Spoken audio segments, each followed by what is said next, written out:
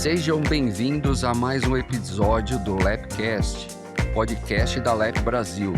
Você já sabe que aqui a logística sai da teoria e entra na prática, com grandes profissionais revelando ações reais, decisões difíceis e resultados concretos. Sou João Rigueiral e hoje vamos bater um papo com Leandro Souza, que falará como conseguiu reduzir em aproximadamente 90% a necessidade de armazenagem externa em uma indústria de fertilizantes. Seja muito bem-vindo, Leandro. Fique à vontade aí para se apresentar aí para a nossa comunidade. Obrigado, Rigeral. É um prazer estar aqui, uma honra, né, ter recebido esse teu convite para falar do tema de armazenagem aqui, de logística de alta performance com vocês aqui no quadro. Eu atuo na área aqui de supply chain, de fertilizante há aproximadamente 17 anos, com passagens aí por portos, por logística, warehousing, né, a parte de tolling também, que é a industrialização em terceiros. E essa é a minha jornada aí passando por grandes players aí do fertilizante no Brasil. Vamos começar falando um pouquinho do cenário, como estava, né, quando tu chegou nessa empresa, onde você conseguiu implementar essa baita melhoria, né, eh, como é que estava a situação? Conta para É, nós. a empresa nesse caso ela estava passando por um processo de crescimento, né, no Brasil, ela estava adquirindo alguns players e aí acabou que foi crescendo muito, ficou uma operação bem robusta a nível nacional, e a gente se deparou com um processo de armazenagem, de planejamento SNOP, SNOI um pouco solto e com bastante oportunidade de melhorias, né. Eu vim de outra área, eu estava atuando em outra parte do processo ali com o controle de produção, onde eu atuava lá na região centro-norte, e aí surgiu esse desafio, essa oportunidade, eu fui convidado pela vice-presidência da empresa e a diretoria a assumir esse desafio de eles até brincaram na época, né: "Ó, tua missão é acabar com a tua gerência ali, né, você tem que reduzir e tentar eliminar esse problema hoje que é de armazenagem externa". E, à época, o volume armazenado fora era muito alto, a taxa de ocupação das unidades próprias eram bem baixos, né, então isso foi o principal problema, assim, que eu enfrentei à época. E aí como que a gente tentou organizar, né, a princípio eu comecei conhecendo o time, descobrindo onde que tinha ali vulnerabilidades no time, então trouxe o pessoal para um bate-papo, para entender a operação, e aí no meio do caminho algumas surpresas foram aparecendo do tipo: "Pô, no quanto que gastamos de armazenagem externa no ano passado?". "Pô, não tem", aí vamos ver com outro. E aí a gente começava a buscar informações e percebia que não tinha, né. Então a gente começou do básico. O básico bem feito também é válido, né. Então, pô, vamos mapear, vamos ver como que estava o passado, com levantamento de dados históricos, aí organizar, né, todos esses dados, trazer isso para a luz, né, mostrar para o time, principalmente ali o time que ia conduzir essa jornada junto comigo, para entender o tamanho daquele problema, para saber onde que a gente estava e ajudar a traçar ali os próximos passos de onde a gente queria chegar, né. Você tocou num ponto, importante, né, cara. Tem aquela máxima, né, que, eh, quem não controla não gerencia. E como você controla sem dado, né, cara? Como que você gerencia uma área sem dado?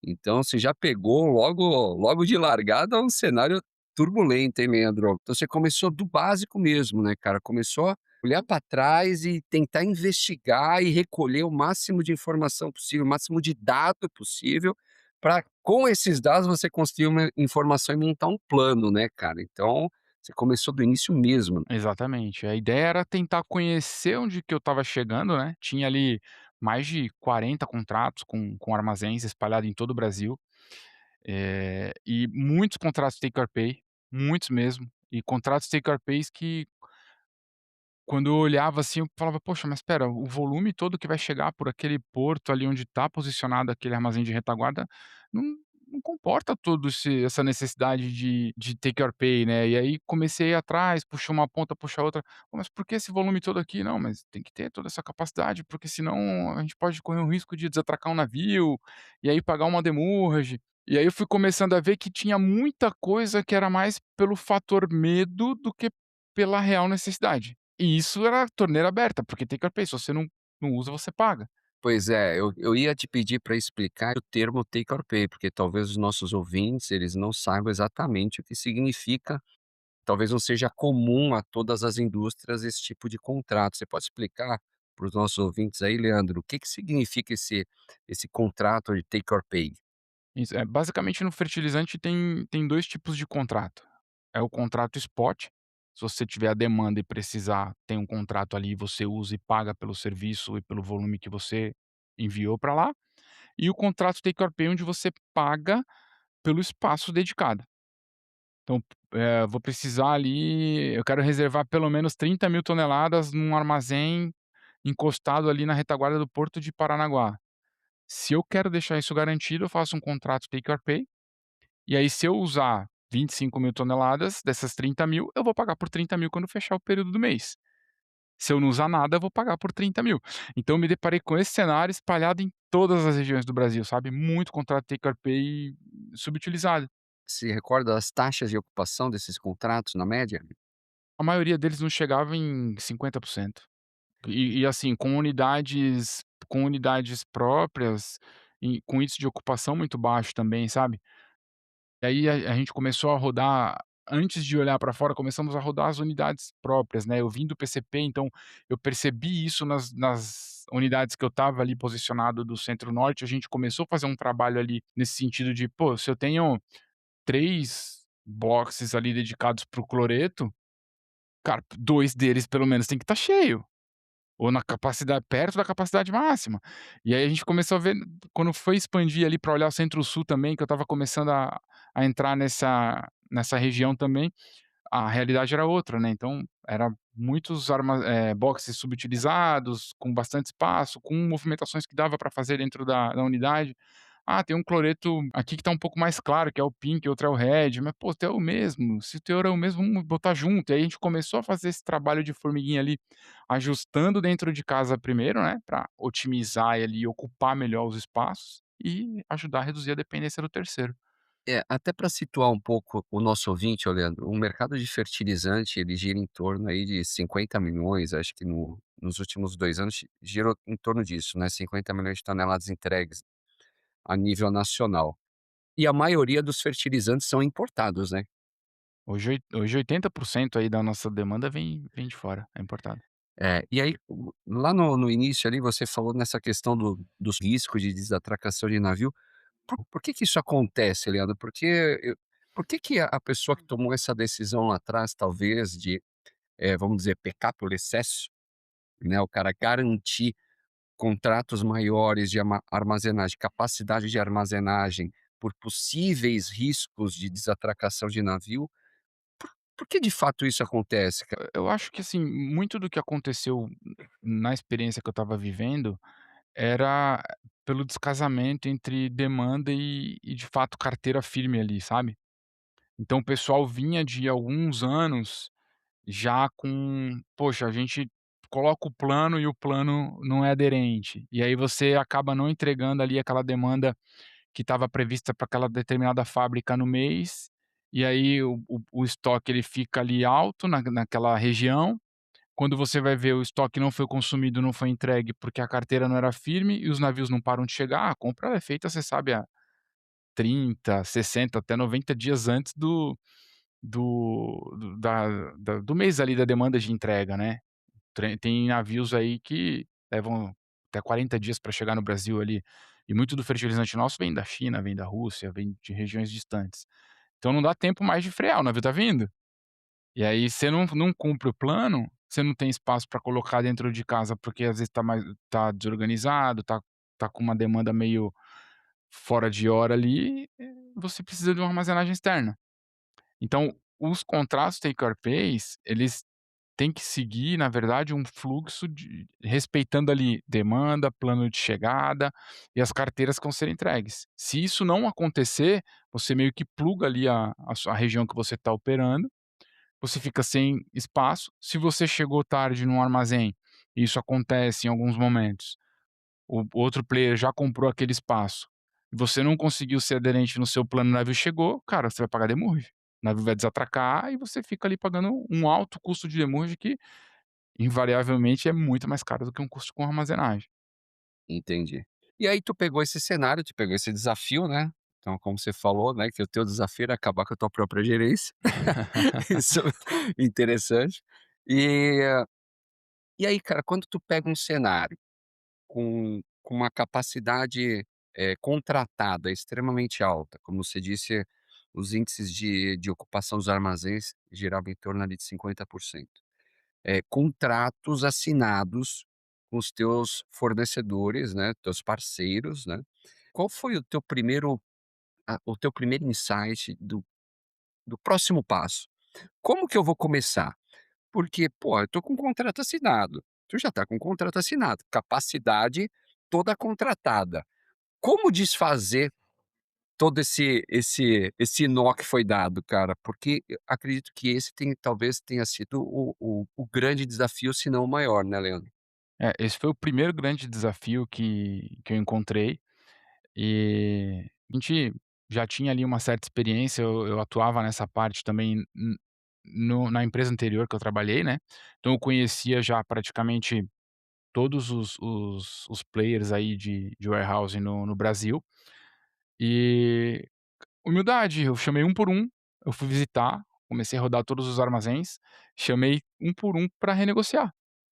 Sentei, expliquei a situação atual ali, né, mostrei o que estava sendo feito, o plano e a nova gestão que eu estava querendo implantar e a metodologia, e aí fui conseguindo. Alguns tiveram um pouco mais de resistência, mas a gente foi ali utilizando até o tamanho da própria companhia, né. "Poxa, a gente precisa aí de reduzir isso agora, nós somos um grande player no Brasil, a gente tem que ter uma negociação ganha-ganha, a gente não pode continuar com os contratos nos moldes que estão, a atualidade hoje do Brasil é diferente, cada centavo que a gente deixa na mesa, ele deixa de ser uma competitividade no campo, então fui renegociando, um a um, redução de take or pay em alguns locais, alguns contratos a gente conseguiu até redução de tarifa, a gente foi vendo muito com base na minha experiência anterior em outra empresa, redução de cláusula de quebra,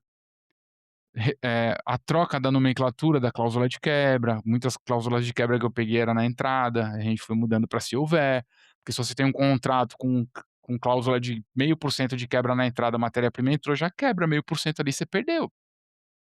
Isso é um ponto importantíssimo, cara, porque o modelo de quebra, quando você, faz a negociação contratual com o warehousing, né, é é muito comum o cara te colocar de largada a quebra, mas a quebra pode não acontecer. Exatamente. E aí você, no final das contas, acaba ficando com prejuízo, porque tendo ou não a quebra, o cara vai te colocar lá 0,5%, 0,25, qual que é o tradicional hoje, ô Leandro? O mais comum de você encontrar no mercado é 0,5% para os fosfatados e potássicos, né, e 1% para o nitrogenado.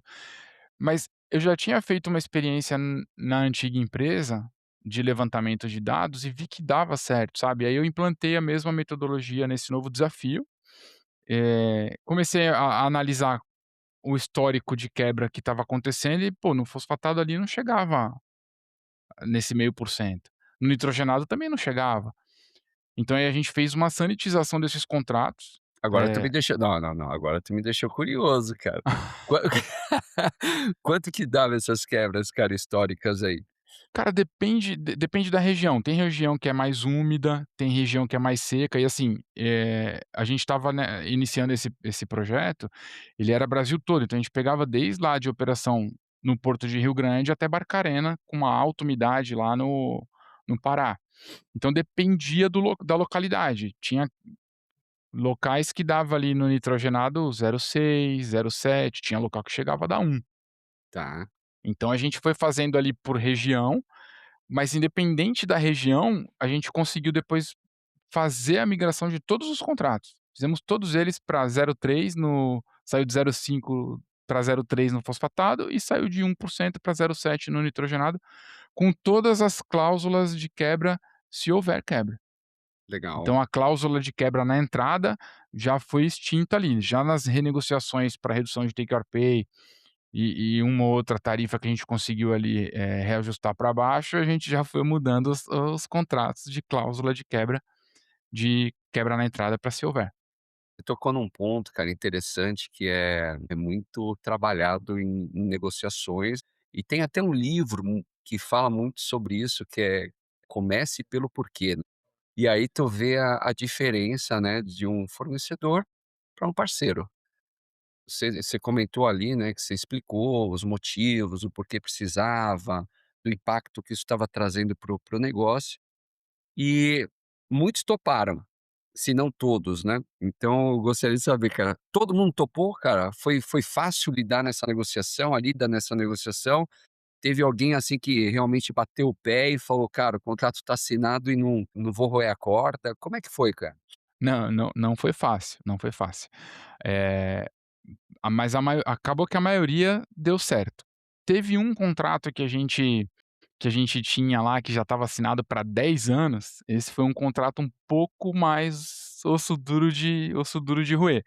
E aí esse contrato, o que que a gente conseguiu nele? A gente conseguiu melhorar as condições mensais ali, mas não conseguiu mexer no global ali, que era o contrato que já estava assinado para uma década ali, esse não teve muito o que fazer não, Legal, mas a maioria deu certo. bacana, muito bom. Você também falou ali atrás, cara, um pouco antes, sobre a questão do descasamento da demanda. Normalmente é o que motivava, né, o pessoal a fazer uma contratação, eh, um pouco maior da capacidade de armazenagem, para Exato, absorver essa diferença de demanda. Como é que foi para o time comercial, porque a demanda vem do time comercial, certo? exato. Como é que foi para o time comercial,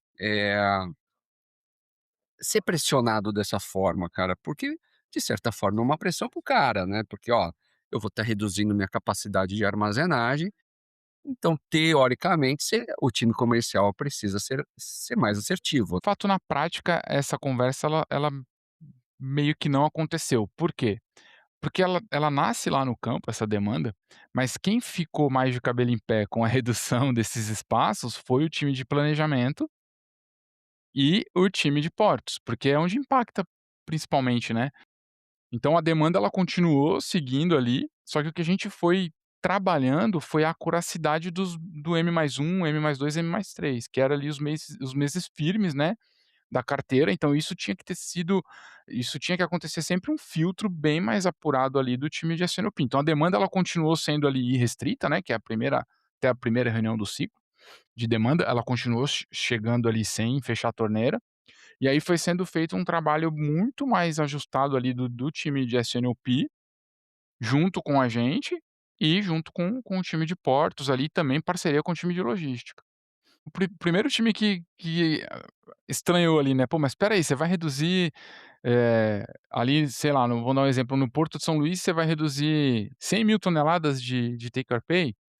Onde a gente vai botar a carga? Quando na hora que der o gargalo, o que que a gente vai fazer com o nosso volume?" E aí a gente foi trabalhando e falando: "Ó, nos moldes que estamos hoje, olha quantos milhões de reais a gente gasta por ano de armazenagem". E muito disso é fruto do da desconfiança. Eu tô desconfiando que o plano não vai acontecer. E então eu vou contratar um pouco mais de armazenagem. E aí a gente foi voltando a escadinha, e eles foram apertando lá até chegar nessa ponta. Mas a interação ali do trabalho que a gente estava fazendo no supply chain, ela não foi diretamente com o time de demanda. Aí no meio do caminho tinha o time de planejamento que fazia esse meio de campo pra gente. Beleza. Cara, tu chegou a precisar, ô Leandro, a fazer um ajuste ali no modelo de negociação? Sim, pelo que você já balançou a cabeça, já teve que mudar, né, cara? Tem muita mudança, né. Vou dar um exemplo aqui que aconteceu no Porto de Vitória, né. Em Vitória, a ideia sempre foi não ter take or pay lá, mas eu assumi com 85.000 toneladas de take or pay mensal ali. Uau. E a ideia era não ter. Então, eu Zero. 0. Trabalhar com o esporte com uma garantia na base da parceria. Certo. E assim, no primeiro momento eu não consegui levar a 0, mas já no final do segundo ano ali, que pra gente deixar tudo costurado para o terceiro ano, a gente veio reduzindo, e aí depois eu fui vendo e sanitizando quais eram os melhores players da região. Depois eu cheguei para o melhor player da região e falei assim: "Eu quero eu pedi para todos, né, eu falei: "Eu quero uma cotação aqui para armazenagem spot de vocês todos". Aí mandaram as cotações. Na hora que eu vi o retorno, o melhor player cobrou muito caro, ficou muito mais caro. Aí liguei pro cara, falei: "Pô, mas o que tá acontecendo, pô? Vamos tentar aqui fazer uma parceria". Ele falou: "Mas Leandro, você não vai ter uma reserva de espaço, cara, eu não consigo te garantir um espaço aqui e ainda te dar o melhor preço". Então, ali em Vitória, uma tática que a gente utilizou foi: "Ó, então vamos fazer o seguinte, eu faço um contrato contigo spot, você vai melhorar esse preço pra mim que você me mandou aqui, trazendo ele com base no último ano. Eu não vou conseguir te dar o take or pay, porque é a nova metodologia aqui que foi adotada, mas eu te dou uma exclusividade.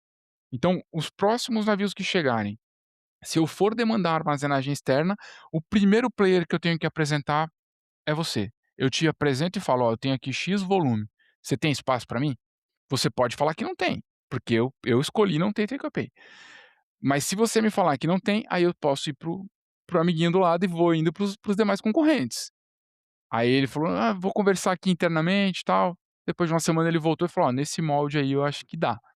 E aí a gente assinou o contrato voltando a tarifa ali com bases corrigido apenas pela inflação do ano anterior ali, e eu dei um contrato de exclusividade para ele, mas não take or pay. Ele tinha a exclusividade, eu oferecia para ele primeiro volume, se ele falasse que eu não tenho espaço, então tá bom, então eu vou no amiguinho ali do lado. E a gente conseguiu tocar a operação numa boa, com esse tipo de negociação mesmo, na base da parceria. Bacana. E falando de resultado, do início, quando tu pegou, né, o projeto para tocar, né, até lá a entrega final, quanto tempo? Quanto tempo levou para negociar e para implementar toda essa mudança na forma, e na metodologia de contratação de armazenagem? Literal, em 3 meses a gente já estava com os contratos todos renegociados, Cara, foi todos. muito rápido Foi então. muito rápido, eu já sabia onde que tinha que ir, qual que era a ferida que estava doendo mais, a gente já começou a atacar ali, visitei um por um, fui em todos os estados do Brasil onde tinha operação, visitei e conversei com todos eles, redesenhamos os contratos e já estava tudo ali na mão do jurídico em 3, 4 meses no máximo para a gente aditivar os contratos. O que que a gente combinou, eu junto com os meus coordenadores ali, o time que a gente montou? Vamos apresentar para a companhia pequenas entregas, porque o projeto é reduzir a armazenagem a 0. Só que não vai acontecer agora, de hoje para amanhã. Então, cara, quando eu reduzir 5%, eu vou levantar a mão e vou mostrar e falar: "Aqui ó, nós melhoramos 5%". Então a gente começou a apresentar para a empresa pequenas entregas. A gente foi ali de pedacinho em pedacinho, quando chegou no finalizando o primeiro semestre, a gente já tinha reduzido 10% ali mais ou menos, aproximadamente, de volume no terceiro e colocado dentro de casa, isso a nível Brasil.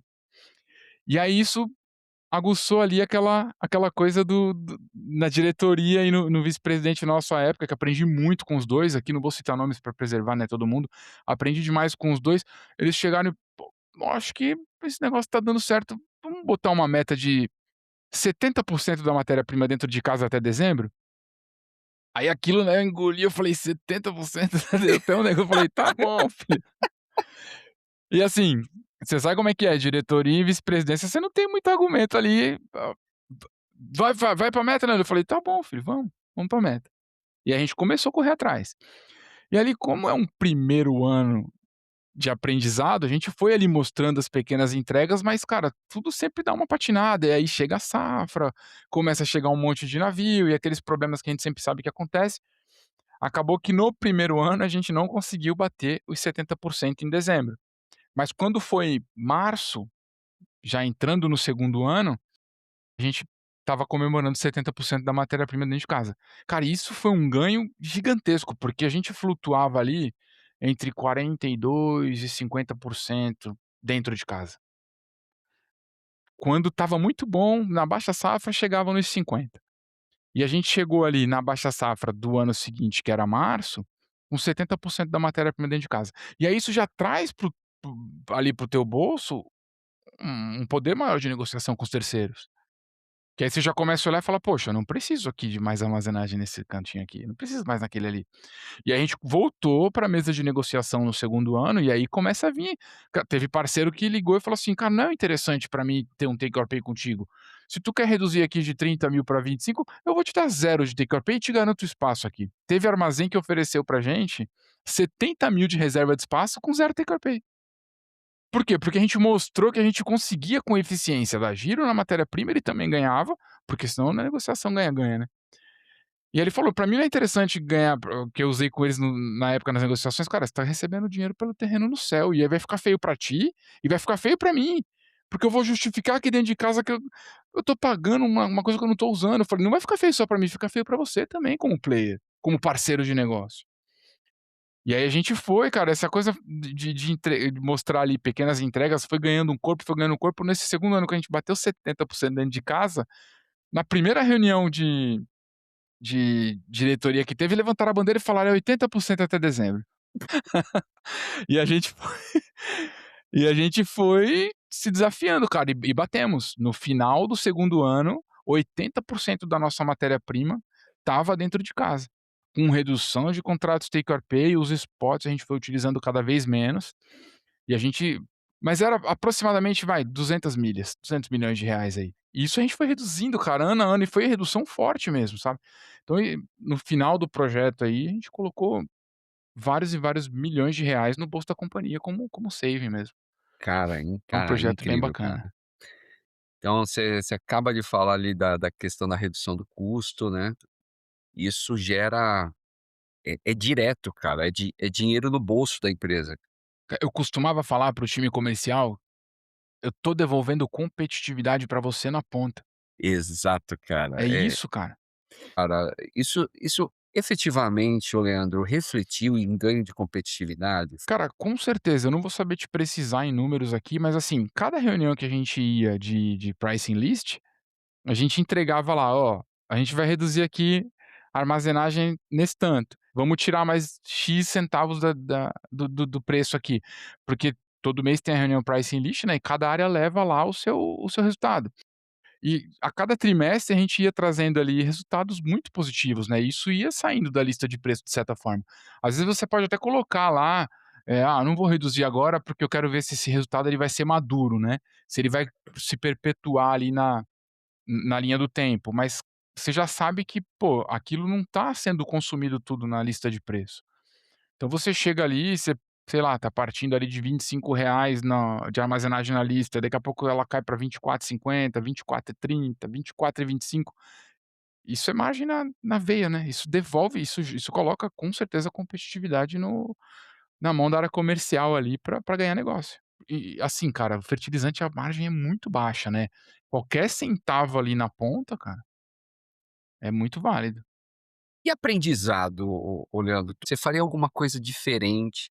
De repente, olhando para trás agora, você falaria que mudaria alguma coisa? Cara, não diferente, assim, mas eu acho que o principal é até que você comentou ali com outras palavras no começo, o que você não mensura, você não apura, e vice-versa ali, né. Então, cara, tenha dados, você tem que ter controle dos seus dados, você tem que saber o seu histórico, porque se você tem ali uma boa gestão do que você está realizando da armazenagem, tanto da armazenagem quanto da industrialização, você traz aquele histórico, seus percentuais de quebra.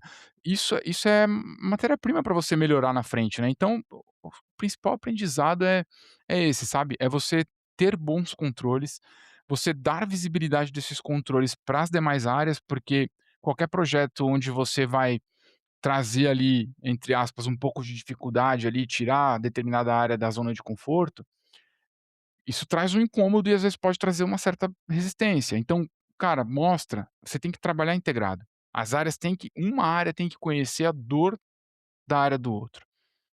Ela tem que estar ali, porque se eu não sei o que mais da minha área impacta na logística, e a logística não sabe o que ela impacta mais em mim, acaba que a gente não conversa. Então eu acho que um aprendizado bacana é esse, é a gente sempre trabalhar em conjunto e as demais áreas todas têm que saber o calcanhar de Aquiles da outra, para a empresa ter o mesmo propósito e todo mundo caminhar junto. Cara, incrível, integração, né, cara. As áreas Exatamente. precisam estar integradas. E como um dos principais objetivos da Lep Brasil é reconhecer ações de alta performance logística, e cara, o que você compartilhou hoje conosco não podia de deixar de receber o selo ouro da Lep Brasil, né, cara. Pô, um case incrível, uma redução absurda, estamos falando aí de milhões e milhões de reais em redução de armazenagem, né. Acredito que vai contribuir demais com o benchmark aí para outros profissionais, né. Então, a Lep Brasil agradece imensamente a tua contribuição para a logística brasileira, hein. Bacana. E você que quer receber também o seu selo LEP de alta performance, compartilhe o seu case em nosso site www.lepbrasil.log.br. E talvez, quem sabe, você pode ser o próximo convidado aqui no Lepcast. Bom, vamos para a pergunta final. Nós temos aqui sempre uma pergunta fixa para os nossos convidados, né? Que é: qual conselho, Leandro, você daria para os profissionais que buscam a alta performance logística? Cara, o primeiro conselho e, assim, eu acho que é o que me move e eu acho que tem que mover quem tem a intenção de criar alta performance em qualquer área. Valorize as pessoas. Eu acho que pessoas, cara, é o principal a principal ferramenta que a gente tem. Então se você tem um time que ele tá motivado, que ele sabe a importância do trabalho dele, que ele sabe onde que a empresa quer chegar e você tá junto com esse time, você tem 80% ali do que você precisa para tocar o trabalho. Muito Porque, bom. cara, um time motivado é a melhor coisa que a gente pode ter. Você olhar para um cara do lado e ele tá contigo ali, sabe, tá com aquele sangue nos olhos e falar: "Pô, cara, vamos lá, vamos mostrar esse resultado aqui, porque, ó, nós estamos conseguindo, nós estamos fazendo isso aqui". Então, pessoas, valorizem as pessoas, o time tem que estar motivado e integração entre as áreas. Você não consegue fazer um trabalho de grande mudança logística, ou seja, qual for a área, se você não tiver uma integração entre as áreas, se todas as áreas não souberem o propósito daquela tua iniciativa, Muito bom. é fato que as resistências elas vão aparecer, mas quando o propósito daquilo está sendo mostrado e as pessoas sabem o impacto positivo que aquilo pode trazer, a resistência diminui. As pessoas elas acabam comprando aquela iniciativa e quando você vai ver, cara, tem área que às vezes o pessoal fala: "Ah, mas aquela área ali é meio inimiga minha", quando você vai ver, cara, no fundo tá todo mundo trabalhando junto e o pessoal vem: "Pô, mas é aquele projeto teu, como é que tá?". E aí você vai vendo que às vezes uma ideia coincide com a outra, e você encaixa aquilo ali, quando vai ver você tá com uma teia de ideias e as áreas trabalhando junto, e aí quem agradece é a diretoria, a vice-presidência e depois a companhia como um todo, né. Então, valorizem as pessoas, integrem as áreas, que nós vamos longe. Top demais, Leandro. Obrigado por compartilhar com a comunidade esse baita case. Parabéns, viu? Eu que agradeço a oportunidade de estar aqui compartilhando aí com vocês aí, fazendo esse bate-papo com o amigo aí Higueral, que para mim é um grande mestre também aí do supply chain. É uma honra. Imagina. Bom, valeu, Leandro. E a você que nos acompanhou em mais um grande case de alta performance, compartilhe este episódio com os profissionais e una-se à comunidade da Lep Brasil, no propósito de disseminar a alta performance na logística. Lepcast, quem executa, compartilha. Quem aprende, evolui. Até o próximo episódio.